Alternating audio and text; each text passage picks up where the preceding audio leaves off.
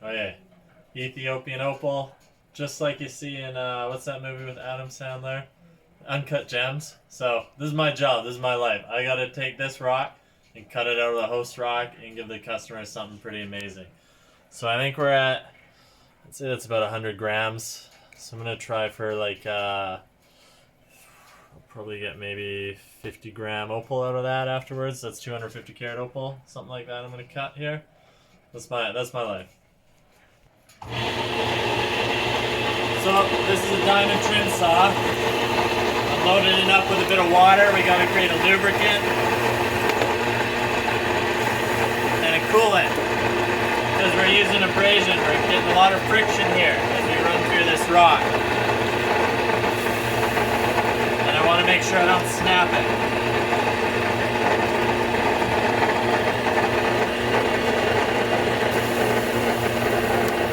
Alright, there we go.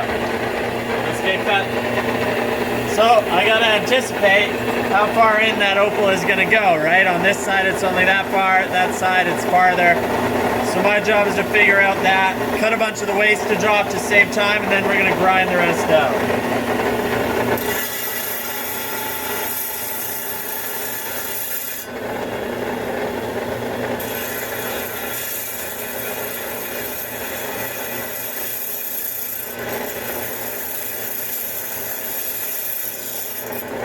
I can tell by the speed of the blade how fast it's going through the host rock material if I'm in host rock, and I can tell by the resistance if I start hitting opal, because opal is harder.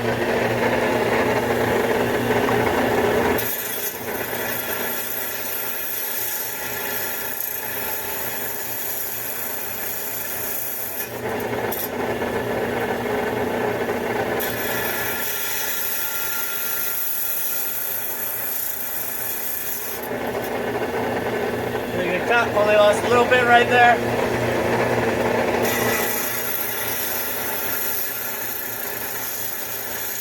Nice and close. That was nice and close.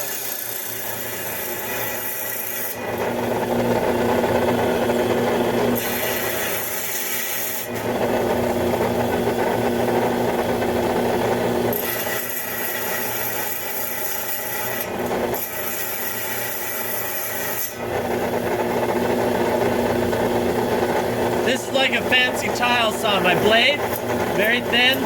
These are actually, lapidary tools are very safe. Oh God, just kidding. Because it's just abrasion, there's no teeth to catch my finger, right? Like come off the tip of the blade there. So a lot of the times if I'm cutting something, I'll actually stabilize the blade by holding my finger here. Because I'm working with what's called an opal blade. It's very, very thin. My kerf, my material loss is very, very minimal, because if I do cut into the opal, I don't want to lose a lot just for the sake of having a thick blade.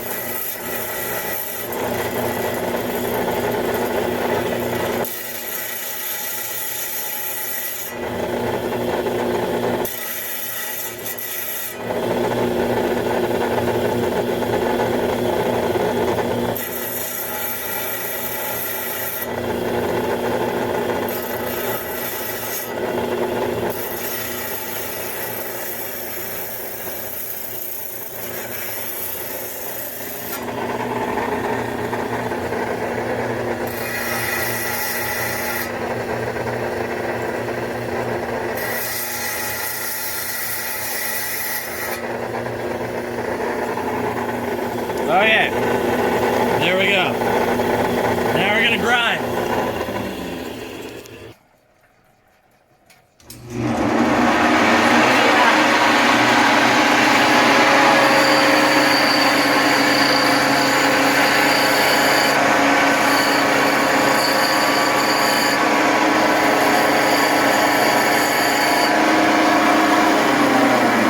Same thing as the saw blade as I'm grinding.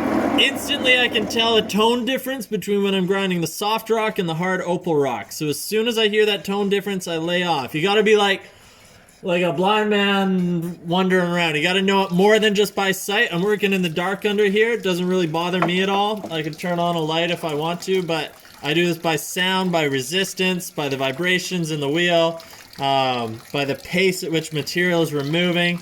There's a lot of things that'll tell me what I'm grinding without just sight here. That's from cutting so many friggin' rocks in my life.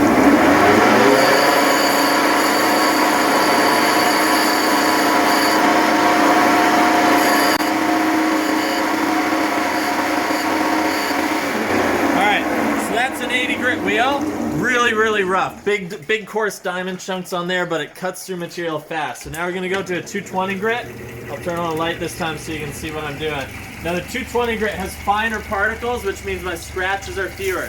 When you start working with gem grade material, those diamond bits, when they come around, they're like little percussion flakes, and if they catch the stone rock, pop, they'll crack your stone, or they can spall little chips out. So now with the finer grit wheel, it's less likely. The spalling is still going to occur, but the spalls are going to be smaller, if anything. So again, I got water on the wheel to, how do I say, to help cool everything, lubricate everything.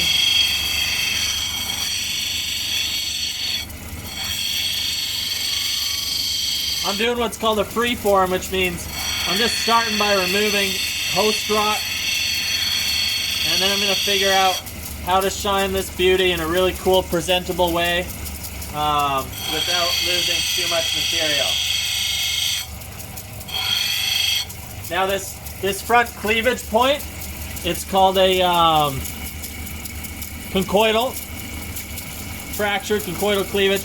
That's a natural spall mark. Spall is like a big flake that's come off, so I want to leave that natural. I think it'll be nice, and I'll polish around it.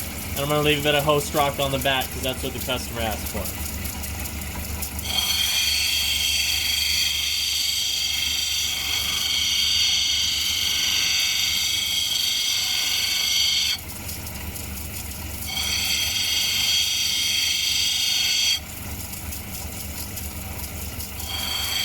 The opal cost the customer so much, he didn't want to pay me the amount I wanted to polish it.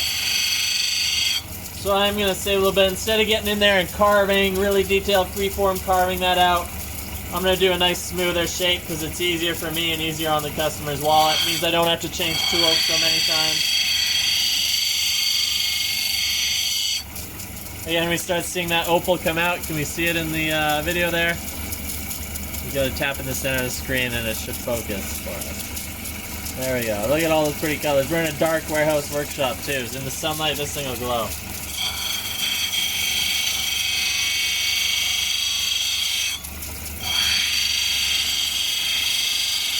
So the idea is I'm just taking off host rock more and more. We'll go for that little bit in there right now.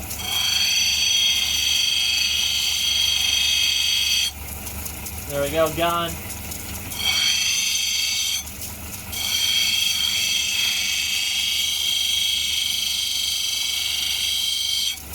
The irony of sanding, polishing, grinding, all this stuff is it's like hitting a moving target. You don't shoot where they are, you shoot where they're gonna be. Same kind of concept here is I never grind where I want to remove material. I have to grind everywhere around it, because I got to bring the whole stone down to the same level.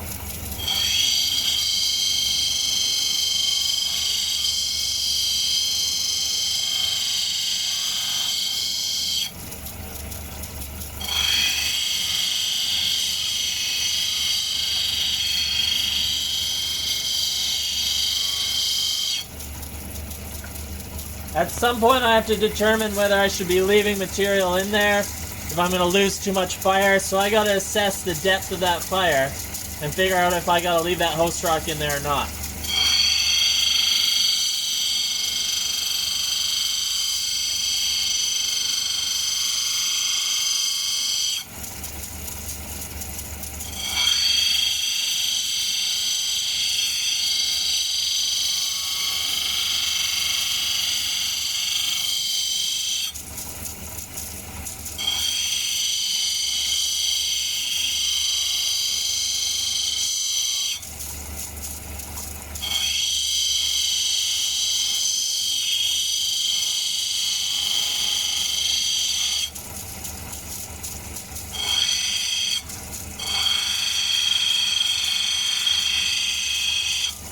Undercut it a little bit so it's got a nice profile.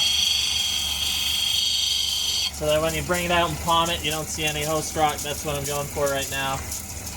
I want to get rid of this dark halo around the edge and get more of a, see how the opal gets dark there? It gets more into common opal, more like fire opal. I want to bring that black glow out so that we get more orange color.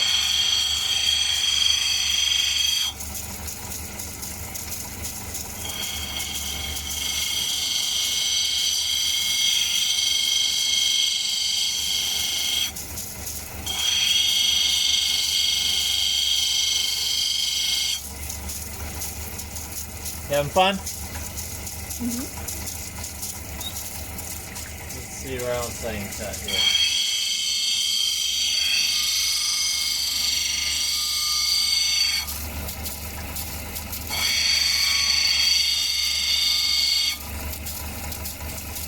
So I got a dirt spot up top here and a couple in there that are making me nervous to access because I think that goes a couple millimeters deep. This one for sure goes a couple millimeters deep, and I'm going to start hitting too much of my fire and getting rid of too much. So, I'm going to make an executive decision to get rid of them because they are an eyesore, and I think without them, it's going to look a hell of a lot better. So, I'm going to start scooping in there.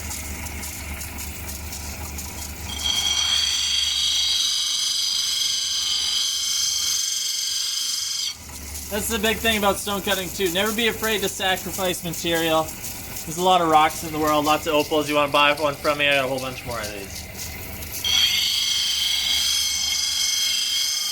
But you always want something that has a wow factor. If it's got blemishes, it's like dating a girl with really bad acne. That's what I'm dealing with right now. I want to get rid of that. You don't be shaking your head at me. It's true. We all know it.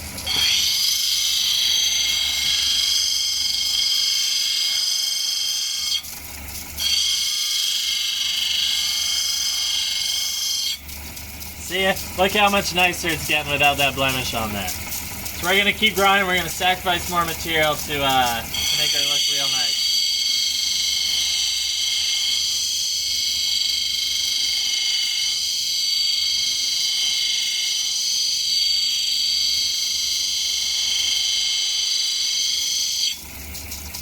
There we go. There's another one gone. It's just starting to shine, right? We got to get rid of that big one and a couple back there.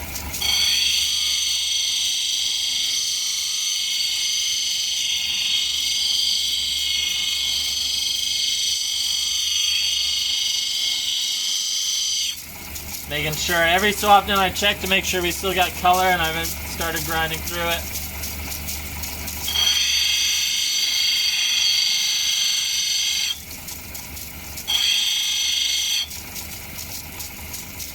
Now we're just going to go for it.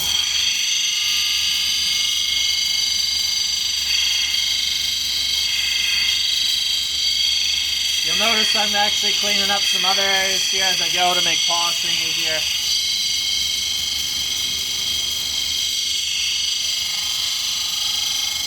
This one's deep. It's gonna hurt. It's gonna take a lot of material to get that one out. But it's gonna be worth it.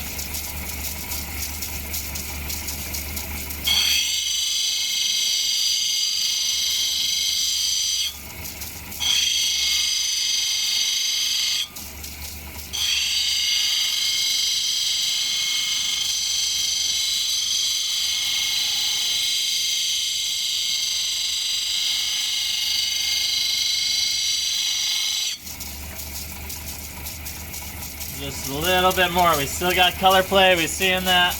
Alright. A little bit more.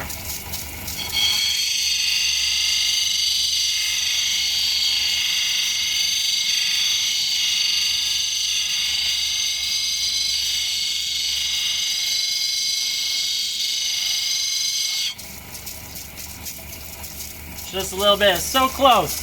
Now it's like you go on a date and you got that one zit that just shows up right on your date time. We gotta get rid of that one now.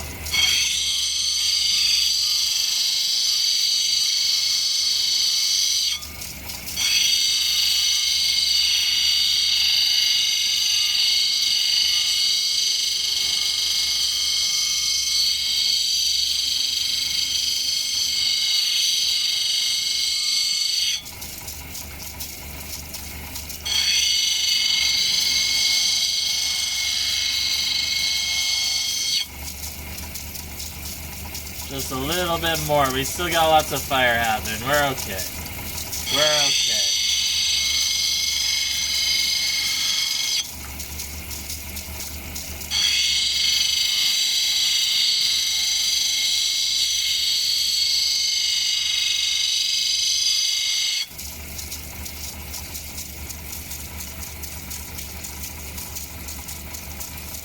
What do you think? Can we get away with that? That's starting to look pretty good. Let's check the back side now. Let's just clean it up.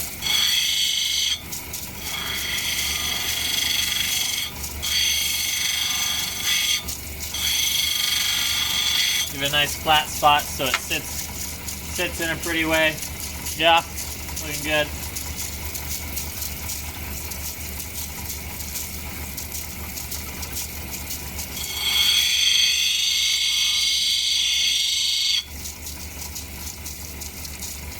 Alright, let's call her done. Now I'm going to go to some polishing stages.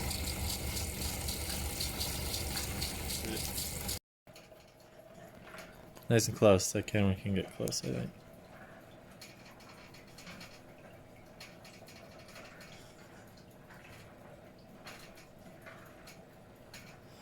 Ooh, look at that opal. You give that to your girl, she better love you forever. Okay. So I said it was 96 grams actually when I weighed it before. What I said I was gonna get, about 50 grams out of it. What I end up at. Oh! I'm so good at what I do. So good. Oh shit. All right, that's it. 50 grams. 50 gram opal. 250 carats.